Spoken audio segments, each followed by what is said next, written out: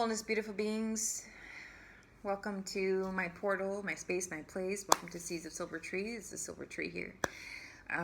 This is yet another PATRIX video. What is the PATRIX? The PATRIX is the systematic cultural phenomenon of patriarchal rule that society and the globe follows as a whole. Okay, it's not bad or good, or we can label it bad or good, but it's just, it is what it is. The PATRIX is the program we need to leave behind. It was never the Matrix. That was just another patriarchal PATRIX trick, mind trick that they did to program us into believing that the mother, the Matrix, is the problem. The Matrix, mater, it comes from the word mater, mother, ma'at, is feminine. Never leave the Matrix. That's not what's supposed to happen. So you have to be careful and very aware of the programming, you see.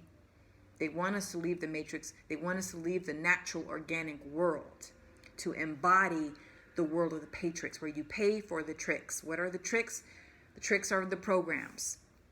The tricks are the digital and technological advancements and the ease and comfort of all that brings. So I want to get into this because, as I've mentioned to you before, I work at a hospital with the dead, or the dying and the sick and the ill. Okay, and I worked with the patient. I'm aware of HIPAA, so I'm not getting too deep, but I worked with a patient who's actively dying. Okay, he might have a few months to live, definitely less than a year. Okay, but we got on the subject of time, and I have different conversations with my dying patients than I do with patients who are ill. My dying patients, they just give off a different energy, and I interact with them, and our discussions are very interesting and very passionate, and I love that part of my job of connecting with human beings. And this it's just such a one of the biggest experiences anyone could ever have.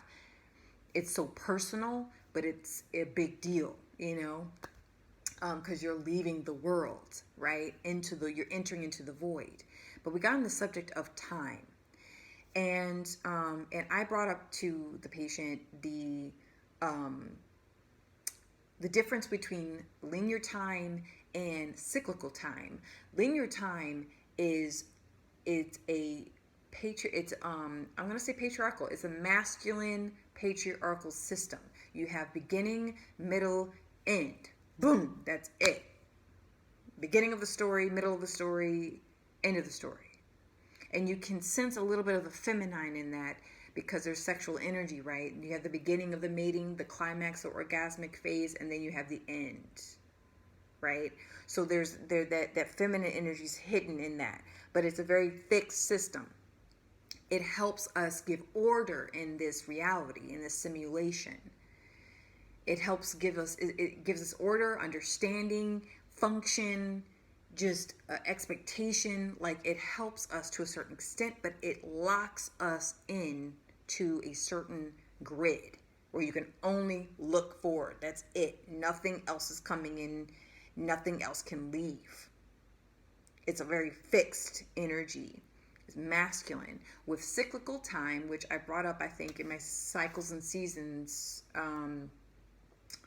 videos, check it out. It's feminine. It is the circle. It is all. It is one. It is the alpha and omega. Okay, it is the portal. It is the opening, the beginning, in the middle, and the end. Where does it begin? Where does it end? We don't know. It's just there. To me, the cyclical time is the most present, and it brings me into the now. And that is when you can widen your third eye, widen your your perception of reality. You open up different timelines, different potentialities, or what Deepak Chopra said in his book, The 7 Spiritual Laws. He brings up it's called pure potentiality, where there is no fixed result. So you're opening yourself up to the all, where the ending or the beginning can be anything, or countless, numerous ways of something manifesting, and or in many different forms, and many different likes, and many different phases and whatnot. Please let me know if I'm, if this is making sense to you. But breaking free from Father Time brings you into the now, into the present now. And with the patient, and there's anxiety, right? There's the woulda, shoulda, couldas, or what's going to happen, or what happened, or what didn't I do? You have a whole life review and you're sitting sick in bed and your body's dying. And anxiety can be very dominant in some of my patients when they're dealing with the end of life. Others are more pleasant and present and at peace with it. You go through different phases. You definitely do. And for him, he was in that phase of anxiety, very future focused, right? And what's going to happen, what's blah blah blah blah blah. And so what happens with this linear makeup is that our past, it robs us, and our future, this fixation in our future and this fixation on our past, it robs us from the present, the most powerful moment, which is right now, right at this second.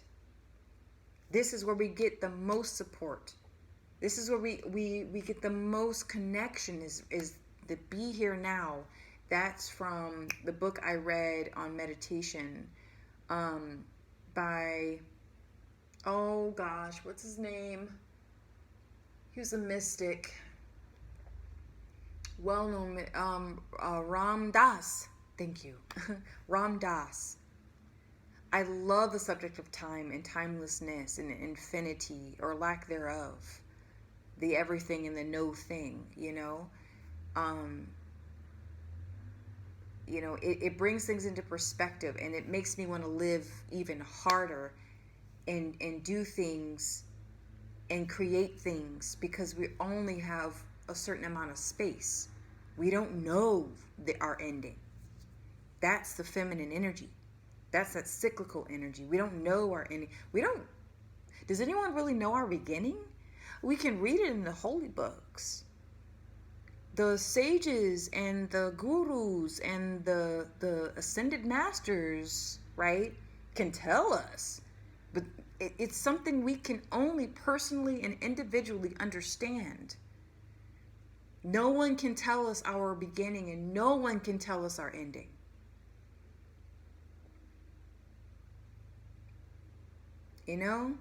It's like the song "Stuck in the Middle with You." It's like I feel that Earth, this simulation of Earth and simulation of reality, is like we're kind of in the middle of it all. I don't know if that made any sense just then, but that's what I wanted to share. Like, breaking free from that dogma, and what is your linear, ask yourself these two questions. What does your linear time feel like? And how do you feel when you're operating in a linear time frame? And then what does your cyclical time feel like? And how do you feel when you're operating from that space, from that movement of energy? You see my hand, and then you see this.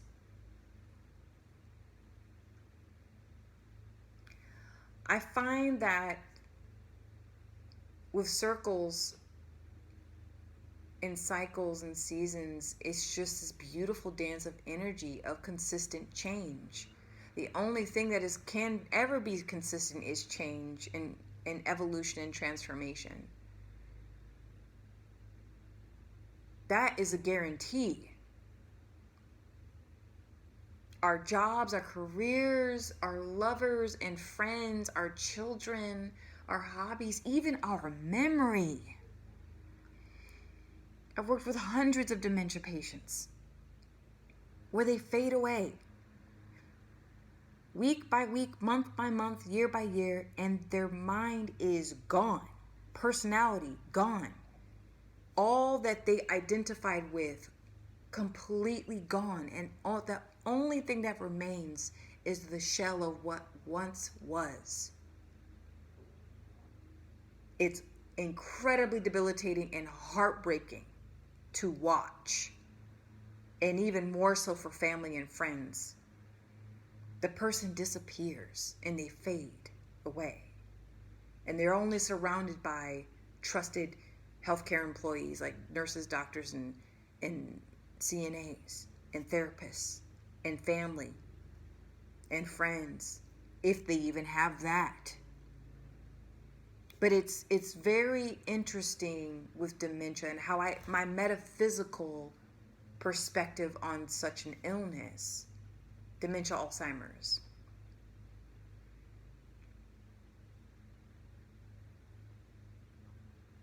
It pushes me to live to the fullest, to be here now.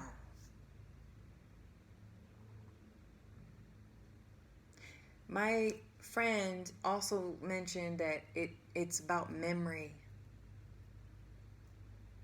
Everything is just a memory of something else.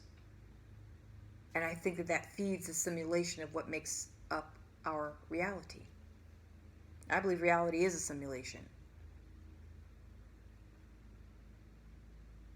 Read the book by Michael Talbot called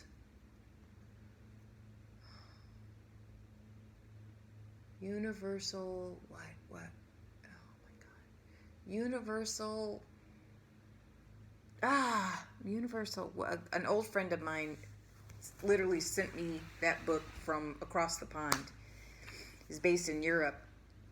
And he sent me that book, and it was all about the holographic universe. There we go. Read that book. That was probably one of my biggest spiritual awakenings I had back in 2016, almost 10 years ago. And that book got me through it, because I was just like, the metaphysical, esoteric band-aid was ripped off of my reality. Everything shifted after that, and that book got me through. It really helped me understand what the heck I was going through, because I could not find the answers in the Bibles and the Torahs and the Qur'ans. I found a little bit in the pagan arena and the old ways, the ancient religions, right? A little bit of more understanding, the Eastern traditions. But even that has its limitations. So but that book really kind of, I could breathe. I could get through. I mean, I was glued to that book, man. Because I was, anyway. It kept me grounded. But read that, look into that book as well. When you enter into the phase of timelessness, you liberate yourself, and you become even more grounded in reality, to be honest. Because you know what it is. You know what it is. Death is only a door to ocean. Death is only a door to ocean. That's also a book I read several years ago about aliens on a water planet. Anyway, may this message find you well and whole. I love talking about stuff like this, and and it's much easier being celibate and single, because I have the clarity. I'm such a sensitive soul to people's stuff. Like, my home is my sanctuary. I kid you not. And I'm beginning to respect it a lot more than I did when I was in Arizona and I was by myself and I faced loneliness and isolation and solitude for the I think for the second time. My first time was when I traveled abroad into Europe. I was 22 years old, and that loneliness brought me to my knees. I felt so like my codependency in the relationship at the time was on fleek. It was on 1,000. I cried a lot. I was just so by myself. I didn't know how to deal with that. And so that trip to Europe for that year really shifted and changed me as an individual, as a human being. That was the beginning of my maturation, if you will, or my maturity. I just made up a word. My maturity. And the second time I left my home and moved out west, it was more of just rediscovering higher realms of myself. This time I don't quite know what to name this phase, but it is something that is just as important. I'm at home. I'm in my home state now, in the Midwest, and it's like I'm in my 2 year according to numerology, and so it's like I'm slow. It's a very slow energy too. Number 2 is a slow energy. It's 1 foot. It's like you're walking, and you can't walk correctly without the other foot, right? So it's like 1 step at a time, just 1 step at a time. Because I'm like running. I like to run, but now this energy is just slow. Everything's slow. Like everything is. I feel it right now, strongly. Like things that I want right now. Like I want my business up. I want this. I want that. I want this. And like every little thing is just slow, one little thing at a time, Naja. You know.